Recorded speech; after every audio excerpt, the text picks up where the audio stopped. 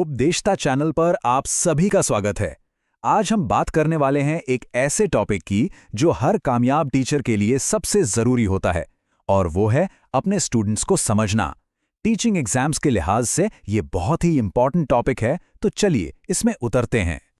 अब ये सुनने में तो बहुत सीधी सादी बात लगती है ना?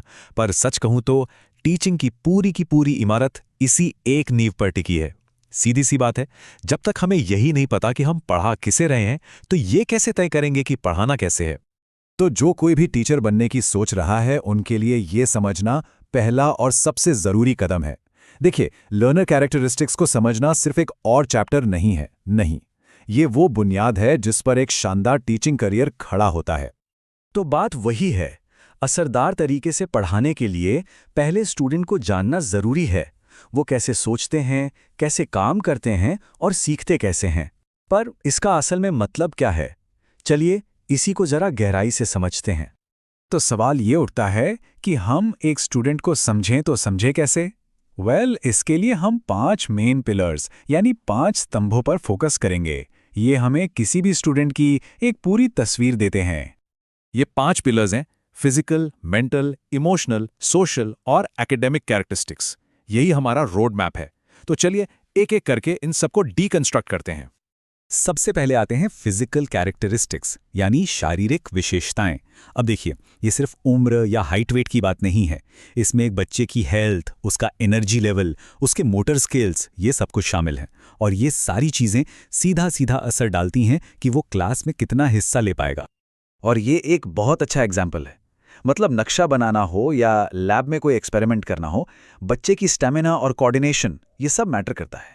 जरा सोचिए, एक थका हुआ या बीमार बच्चा क्लास में अपना बेस्ट कैसे दे पाएगा? नहीं दे सकता, है ना? ठीक है, अब आते हैं मेंटल कैरेक्टरिस्टिक्स पर, यानी मानसिक विशेषताएं। हर स्टूडेंट का दिमाग, आप कह सकते हैं, एक अलग ही पजल की तरह है। उसकी सोचने की शक्ति, मेमोरी, क्रिएटिविटी, यही सब तय करता है कि वो किसी टॉपिक को कितनी जल्दी और कितनी गहराई से समझेगा। जैसे मैथ्स में ही देख लीजिए, कुछ बच्चे पैटर्न को फटाक से पकड़ लेते हैं, जबकि कुछ को समझाने के लिए ज्यादा एग्जाम्पल्स देने पड़ते हैं। यही तो है मेंटल कैरेक्टरिस्टिक्स का फर्क। और एक टीचर के तौर पर इन फर्कों को पहचानना और अपने पढ़ाने के तरीके को बदलना बहुत जरूरी है। अब आते हैं इमोशनल कैरेक्टरिस्टिक्स पर, यानी भावनात्मक विशेषताएं। आप देखिए, इसमें एटीट्यूड, वैल्यूज और मोटिवेशन जैसी चीजें हैं। किसी भी स्टूडेंट की इमोशनल वर्ल्ड वो एक ऐसी अदृश्य ताकत है जो उसकी लर्निंग पर बहुत गहरा असर डालती है। उसका कॉन्फिडेंस, उसका रवैया, ये सब उसकी कामयाबी तय करता है। और इसका असर तो हम सब ने देखा है। एग्जाम से पहले की टेंशन या घबराहट ये बच्चे के याद करने की शक्ति को कितना कमजोर कर देती है। डर और चिंता सच में सीखने के सबसे बड़े दुश्मन हैं। इसीलिए क्लास का माहौल पॉजिटिव और सपोर्टिव होना इतना जरूरी है। चलिए अब सोशल कैरेक्टरिस्टिक्स की बात करते हैं। देखिए, कोई भी स्टूडेंट एक वैक्यूम में नहीं सीखता, है ना? उसका परिवार, उसके दोस्त, उसका कल्चर, ये सब मिलकर उसे आकार देते हैं। ये तय करते हैं कि वो कौन है और वो सीखेगा कैसे। और ये कंपैरिजन तो बहुत ही कमाल का है। कुछ कल्चर्स में ग्रुप में बोलकर सीखना अच्छा माना जाता है, तो कुछ में अकेले चुपचाप पढ़ना। तो जो चीज़ एक कल्चर में अच्छी क्लास है, हो सकता है दूसरे कल्चर के बच्चे के लिए वो अनकंफर्टेबल हो।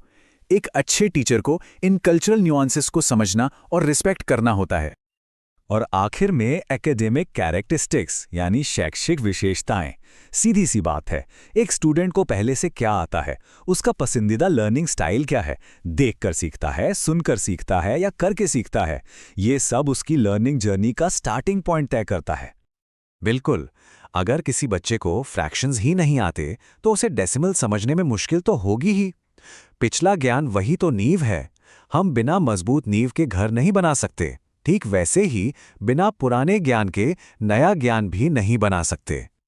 तो अब जब हम इन 5 पिलर्स को समझ चुके हैं, तो चलिए इसे एक प्रैक्टिकल एग्जाम्पल पर अप्लाई करके देखते हैं। और वो एग्जाम्पल है एकलव्य मॉडल रेसिडेंशियल स्कूल यानी EMRS की क्लासरूम।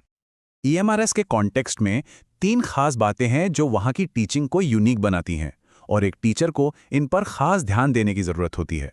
ये टेबल इसे बहुत अच्छे से समझाती है। देखिए, ट्राइबल बैकग्राउंड के स्टूडेंट्स के लिए आप लोकल और कल्चरल एग्जाम्पल इस्तेमाल करें ताकि वो कनेक्ट कर पाएं।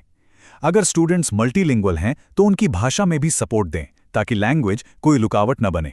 और जो बच्चे फर्स्ट जनरेशन लर्नर्स हैं, मतलब अपने परिवार में पहली बार स्कूल आ रहे हैं, उन्हें सेल्फ स्टडी स्किल्स सिखाना और उन्हें एक्स्ट्रा मोटिवेशन देना बहुत जरूरी है। चलिए अब फटाफट से उन की पॉइंट्स को रिवाइज कर लेते हैं जो आपके एग्जाम के लिए सबसे ज्यादा जरूरी हैं। Your essential takeaways. सबसे पहला और सबसे जरूरी फैक्टर, बच्चे की उम्र और उस टॉपिक के लिए उसकी रेडीनेस। अगर कोई स्टूडेंट मेंटली या फिजिकली तैयार ही नहीं है तो सिखाना बहुत मुश्किल हो जाता है। दूसरा, सबसे मजबूत इंटरनल फैक्टर है मोटिवेशन। आप कह सकते हैं कि ये वो इंटरनल इंजन है जो लर्निंग को चलाता है। टैलेंट कितना भी हो, बिना मोटिवेशन के गाड़ी आगे नहीं बढ़ेगी। और तीसरा, द गोल्डन रूल। सारी टीचिंग लर्नर सेंटर्ड होनी चाहिए, टीचर सेंटर्ड नहीं। मतलब फोकस स्टूडेंट पर होना चाहिए, टीचर पर नहीं। क्लासरूम टीचर का स्टेज नहीं, बल्कि स्टूडेंट के विकास का एक मौका है।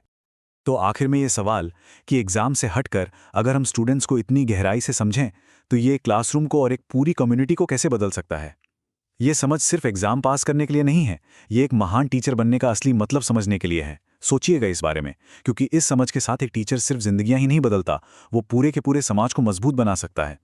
आज के लिए बस इतना ही। देखने के लिए बहुत बहुत शुक्रिया। अगर आपको ये जानकारी काम की लगी हो तो ऐसी ही और भी नॉलेज पैक डिस्कशंस के लिए उपदेशता चैनल को सब्सक्राइब करना मत भूलिएगा।